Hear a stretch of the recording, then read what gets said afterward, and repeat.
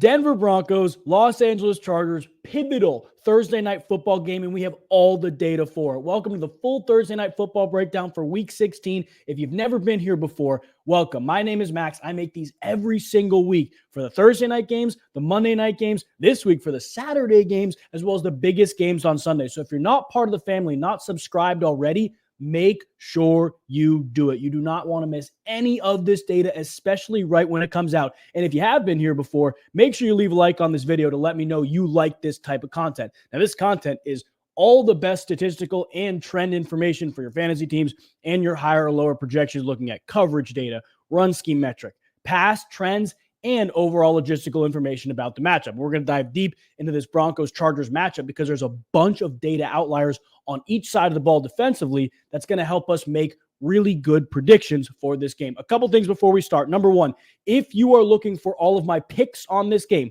what this data leads me to physically pick for this game, there is a link below to my Instagram. My official picks will be on Instagram. I'm talking touchdown scores, I'm talking watered down picks, and I'm talking very fun parlays. Now, if you want my first touchdowns, if you want my more fun, less research-backed picks, you can also follow me on X. But between Instagram and X, all of my picks will be there for free for you guys. You just got to make sure you follow. You can turn notifications on if you want as well, but follow. That's where you're going to get that information. And again, all the links for that are below. If you are looking for some free cash to make your picks with on these games, Sleeper, Underdog, and Better Picks are all going to give you some bonus cash as well as a free half yard or half completion pick. If you're not on any of these sites, guys, you can join all of them. You just have to do it with code LEADS, L-E-A-D-S, to get the bonus. Sleeper is going to give you a free half yard pick as well as 11 free additional entries. Underdog is going to give you a free half yard pick as well as a deposit bonus up to $1,000. And Better Picks is going to give you a free half completion pick as well as a $200 deposit match. So if you want some free cash to make your picks with on this game, Saturday games, Sunday games, whatever, you can join all these sites, one of them, however many you want. Just join with that code LEADS, and that's how you get those special offers. Without further ado, though, let's break down this game. Let's talk Denver Broncos defense first. Now, this is being recorded on Tuesday. It's coming out Tuesday night, depending on when you guys are seeing this. Below, I will also have any key injury updates because we have to talk about Denver and the injuries before we talk about anything else. Riley Moss has missed the past couple games. He was a projected DNP on Monday. We wait to see what happens Tuesday, and again, will be updated below. But he was a projected DNP on Monday. It's a short week. It's a big game, but I don't know if he's going to play. And you look at the Denver Broncos overall, the pass game defensively is where they struggle the most. They're giving up the fourth most pass attempts, which means plenty of volume for Justin Herbert, as well as the 13th most yards. So a little bit below average in terms of how many yards they're giving up. On the run side, though, 21st in attempts, so not a ton of attempts. And when teams run on them, they are not very efficient. They're giving up the 27th most yards. So that's the sixth fewest rush yards to opposing running backs. And guys, since J.K. Dobbins went down, the Chargers have not had a running back with more than 36 yards. 36 yards. They're passing the ball more, and they're not running the ball as effectively. And I don't see that continuing against a pretty good run defense. Now, in terms of wide receiver production, they're giving up the 10th most receptions. In terms of tight end production, they're giving up the 11th most receptions. The bottom line here is the Chargers are going to have to throw the football. When you look at the data outliers from the last 5 games, though, it further proves that point. Let's pull up some data from the last 5 games against the Los Angeles Chargers. The average pass attempts, guys, these last 5 games. So Joe Burrow, Lamar Jackson, Kirk Cousins, Patrick Mahomes, and Baker Mayfield. Or sorry, against the Denver Broncos. I'm on the wrong thing.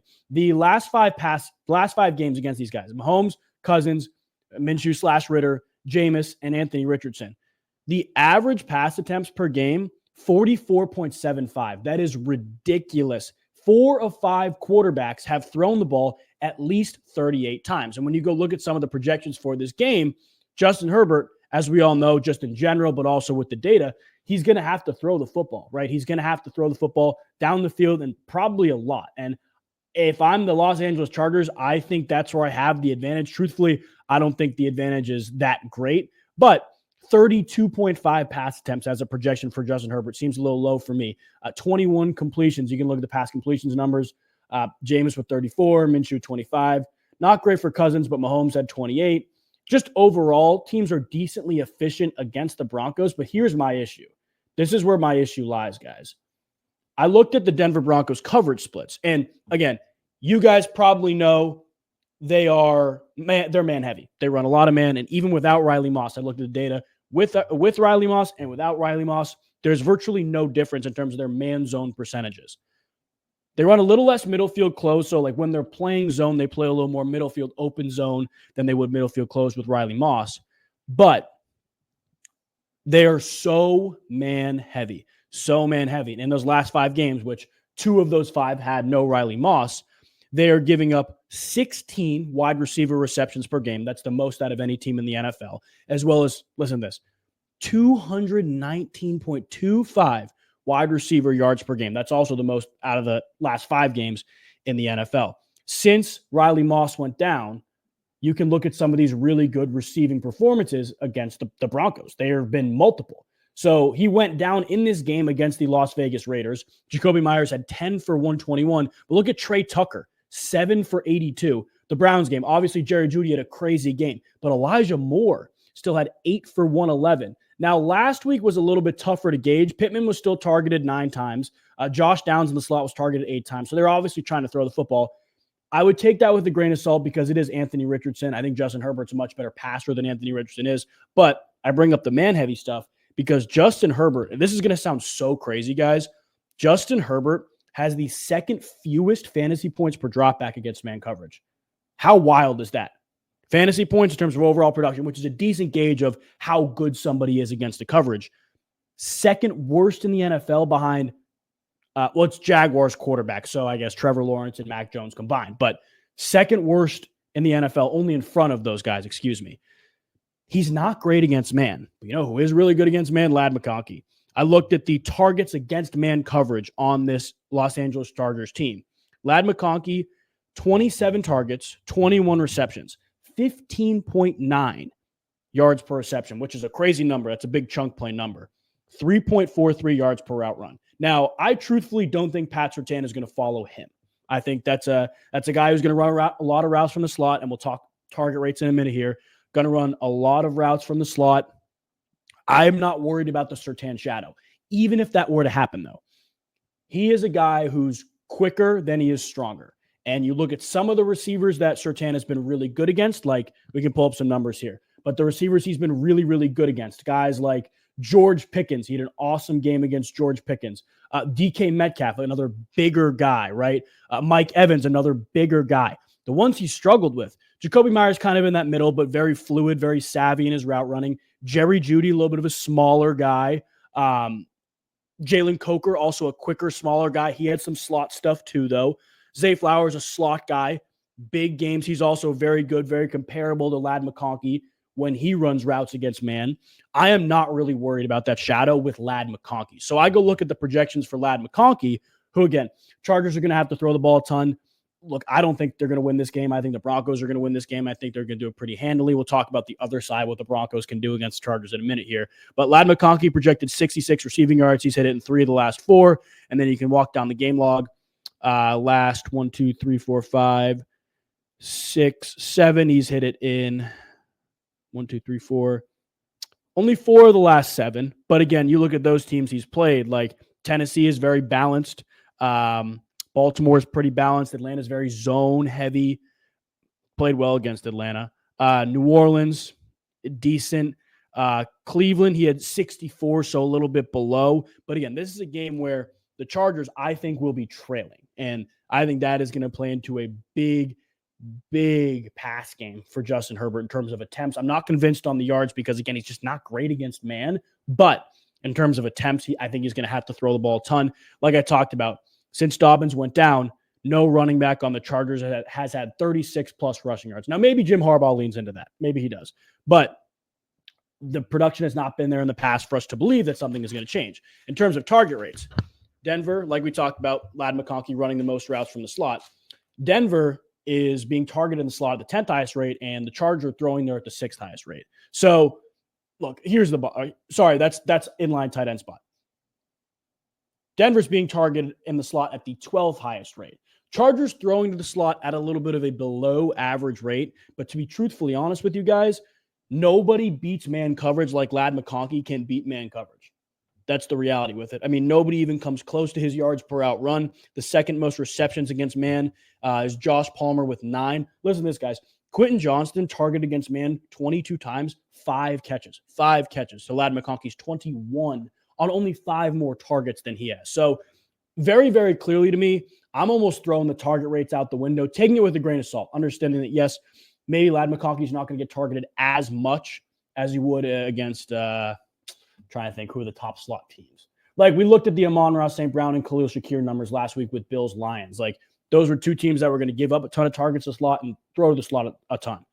It's not a game like that where I'm like, okay, he's going to peppered with targets, but he's efficient. He's really good against man, and he's still going to get his in a game where the Chargers are going to have to throw the ball. So I look at Ladd McConkey yards. I look at Justin Herbert fantasy points. Justin Herbert attempts. When you look at Justin Herbert's fantasy projection, I am a little bit worried, truthfully, guys. I am not fully confident in that side of the equation. It very, very much depends who you are starting over Justin Herbert. So if you have start-sit questions about Justin Herbert, comment them. I will get back to them before the Thursday Night Football game. But Herbert pass attempts, Ladd McConkey yards, really all I'm looking at. I don't mind Will Dissly because of the target rates, but he has 0.49 yards per out run against man, guys. He's not a man beater either. So I'm not leaning into that. Let's flip to the other side, though. Los Angeles Chargers. Oh, before I do, run data, like I said. Chargers are really struggling on the ground, and the Broncos are really good on the ground. I'm not even going to touch Gus Edwards or whoever's running back there. Los Angeles Chargers. No big data outliers here. They are giving up the 7th most receptions to opposing running backs, and this is holistically throughout the entire season, and the 14th most pass attempts. They've been decent against the run, but listen to this. Last 5 games, and there's an injury trend here. We'll talk about this in a second, but last 5 games, they're giving up the 5th most pass attempts and the 4th most pass yards. You can go look at some of the games against the Los Angeles Chargers. We'll pull this up really quick. Some of these games against the Los Angeles Chargers. 288 yards for Baker, 210 for Mahomes, 245 for Cousins, 356 for Burrow. So these guys are having decent floors, solid floor games in terms of how well they're passing the ball. Bo Nix is projected 222 right now. I think that's a little bit low, to be fully honest with you guys. He's had 222 in 1, 2, 3, 4, 5 of the last 7. He's playing really well. Last time he played the Chargers, he had 216, so just below, but he threw the ball a ton. He threw the ball 33 times. His projection is exactly 33 this time around. So maybe you don't lean into that, but there are 2 things I really like in this game. One of them is a pass catcher. The other one's a kicker, guys. And if you did not watch any of last week's videos, I think we picked, 4 kickers? We didn't miss on a kicker. We were 4-0 on kickers. So the kicker data has been really good to us. But they're giving up the 2nd most rush yards per game, the Chargers are, in the last 5, as well as the most rush attempts. And I'm like, okay, what the hell do you look into with the Denver Broncos run game? And I'm going to pull up the game log last time the Denver Broncos took the field, guys. It's ridiculous. You can't confidently trust any of these. Oh, wrong thing. You can't confidently trust any Denver Broncos running backs. Look at this. 7 carries, 5 carries, 6 carries, and you got 4. Look at that. Jaleel McLaughlin had a game with 14 carries, guys. What are you going to do with that? You go back a couple weeks. Estime had 14. The week before, Jaleel McLaughlin had 14. Williams had 8 for 2 yards. 8 for 2 yards, guys. 8 for 2 yards. You can't trust Broncos running backs. Literally almost every other team, I'd look at this data and say, okay, yeah, Chargers probably going to be losing. They've struggled against the run recently. I'm going to look at the running back. You can't trust Broncos running backs right now. Now, part of the reason they've really struggled last 5 games, 4 of those last 5, they have not had Denzel Perryman. Prior to that Denzel Perryman injury, they had allowed 1 100-yard rusher. After the Perryman injury, they allowed 3 100-yard rushers in 4 games. So they're struggling against the run. Perryman, it sounds like he has a chance to play. Again, all the injury updates will be below. They will be in the description. I will be updating them daily. But sounds like he has a chance to play. That, to me, is a big indicator of how this game goes in terms of game flow. But one thing that is always going to stick out is the Chargers zone coverage. They run the 3rd most zone and the 3rd most middle field open. Middle field open worries me for a guy like Courtland Sutton because, you get your cover 2. Where is he lining up? I don't know. And, they're going to sink in the flats. They're take away the 5-yard hitches that he's been so good at. I don't know. I worry about that a little bit in terms of his route pattern. But against zone overall, Sutton is being targeted more than anybody else, almost more than double anybody else. But his reception percentage is almost just above 50%. Like he only has 31 catches, whereas Javonte Williams, who's second, has 28 catches on 30 less targets. So again, I can't trust Denver Broncos running backs. I don't think don't even think about Williams. If I had to do anything with the Broncos running back, it'd be Jaleel McLaughlin, receptions, not even yards, receptions. Not trusting it though. The only thing that's interesting to me is Marvin Mims. Marvin Mims has 2.57 yards per route run against zone. He's converting a ton of his zone targets, and he has 13.3 yards per catch against zone. The Broncos pass game is very volatile. I look at the projection for Sutton and Mims, though, and it's wildly different. So 67 for Sutton, 26 for Marvin Mims. He's had 26 in 3 of the last 4. The only issue is he doesn't play a ton. He has not eclipsed, 35% of snaps? He's not eclipsed 35% of snaps all year. All year. Now, Devon Vele projected 30 yards. He's the third leading target man on the Denver Broncos against zone. I can't lean into that. I'm not confident enough to do that. Sutton's projected 5.5 catches. He had 3 last week against a Colts team that's also really zone heavy. Like, if I'm going to take a risk on anything, it's Marvin Mims. Now, I can water down Cortland Sutton, and when we make our 4 picks or 5 picks for the Thursday night game on Instagram, which, again, make sure you're following. That's where that'll be. We probably will water down Cortland Sutton, but straight, I don't know if I can do it. I don't know if I can lean into that. Mims, it's worth taking the risk because 26 could happen on a play. He is also a slot guy. Vele is the main slot guy, but Mims is running a decent amount of routes from the slot and out wide. Now, in terms of target rates for the Los Angeles Chargers, they're being targeted out of the backfield at the 10th highest rate. Comparatively, that's their highest rate. Broncos are throwing to the backfield, screens, but a lot of checkdowns at the highest rate in the league. So that's where I look at Jaleel McLaughlin and I think, okay, we can look at some of his game logs. I can trust a guy like that, especially because of his production against zone-heavy teams. Like, let's look at, look right here. There we go. Jaleel McLaughlin, Colts, we talked about zone-heavy, caught 3 balls. Even Javonte caught 2. We can go back. Atlanta, it wasn't McLaughlin, but Estime had 3. Javonte had 4. Like, they were very, very much involved there. Other zone-heavy teams. Let's find some zone-heavy. Pass game against the Chargers. Javonte with 3. McLaughlin with 2. Like, they're going to be involved in the pass game. Tampa's another one. Javonte with 4. So, it's so tough because, like I said, you don't want to lean into a Broncos running back. It's so volatile. I'm not even going to do it. Like, I'm actively trying to reason doing it. I'm not even going to do it. I think it's worth taking a risk on something like Javonte's scrimmage yards watered down, like, as a pick because of how bad the Chargers have been against the run. And this is assuming Perryman is out. Injury updates will be below. But there's just nothing on that side with the running backs that makes me confident where I'm like, you know what? Let's do it. Let's lean into it. We can go look at the game logs one more time, though, because I do want to see game logs. Here we go. Back at this Chargers game. Like, Sutton had 4 for 53. Vele had 4 for 78, which is interesting to note.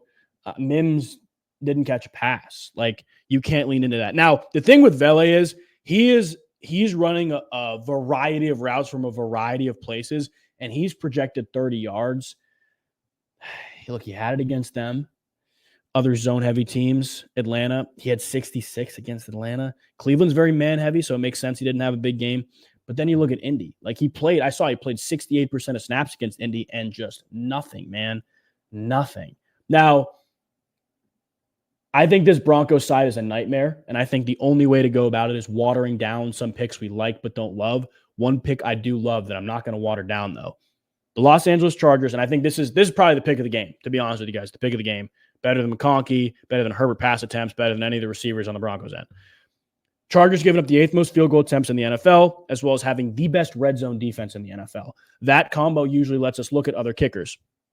They have the 14th the Broncos have the 14th red zone offense. So they're not crazy in the red zone, but they're not great. And they're not good enough where, like, oh yeah, we gotta worry about our kicker kicking 2+ field goals. No, you look at Will Lutz, 3, 2, 4. 2, 4, 5, 2. So 7 of 14 against anybody. It's hit. Against the good red zone teams, we have Tampa, the Tampa's 4. 4 field goals. Pittsburgh, very good in the red zone, 2 field goals. Vegas, very good in the red zone, 2 field goals. 1 field goal last time against the Chargers, which partially does worry me. But that Chargers team was better holistically, but better defensively last time they played. Let's see here. Kansas City, he attempted 2. Las Vegas, again, very good in the red zone, 5 field goals. Cleveland, not bad in the red zone, 2 field goals. Lutz, 2 field goals is the way to lean for me. I think at Mile High in a game that's going to be close, in a dome in a game that's going to be close, I trust Will Lutz to at least attempt 2+ field goals. I will trust him to make both of them. And I also remember that New Orleans game we looked at too. How many kicks did he have in that? 4. He had 4 made field goals. New Orleans game, we also used similar logic to pick him 2+ field goals, and it hit. So I like that. In entirety here, Chargers have to throw the ball. The Broncos are good against the run, but they're not. Chargers offense is not great against man. That's the bottom line. McConkey's very good against man. I think he has a big game. I think Herbert's going to have to throw the ball a ton. On the other side, Chargers have been really bad against the run without Denzel Perryman. He might play. Huge indicator in how this game goes. And again, injury updates will be below. And then against the pass, they're struggling against receivers. Does that mean Courtland Sutton? Sure, he's going to get targeted. He always gets targeted, but he's not converting a ton of them. He's projected a lot of yards, and he hasn't really had it against those zone-heavy teams, where Vele is a guy who's projected 30 yards, who has produced better against zone than he has against man. So I lean him, and I like Marvin Mims for a big catch as well. But Will Lutz 2+ field goals against this really good red zone defense, giving up the 8th most field goal attempts in the NFL, I think is the way to go. That is the full Thursday Night Football breakdown. Again, if you guys aren't already following the Instagram and X below, there are links below for them. Make sure you follow. That's where all the picks and all the data will be for you to see what I'm writing. But if you guys did enjoy this video and you made it to the end, make sure you leave a like. Make sure you leave a comment as well. Any questions you got about fantasy, picks, whatever it may be, comment. I will get back to them before the Thursday night game. But enjoy your guys' next couple of days. Enjoy your Thursday Night Football. God bless you guys, and we will see you next time. Thursday night, 8:15 p.m. or 8:20 p.m. Eastern, the Saturday breakdowns will be out. So that's Texans, Chiefs, Ravens, Steelers, I believe. I believe that's what it is. I know it is Ravens, Steelers. That is one of them. Yeah, it's Texans, Chiefs. All right. That'll be out Thursday night. Enjoy your next couple days. Enjoy your Thursday Night Football. God bless you guys, and we'll see you soon.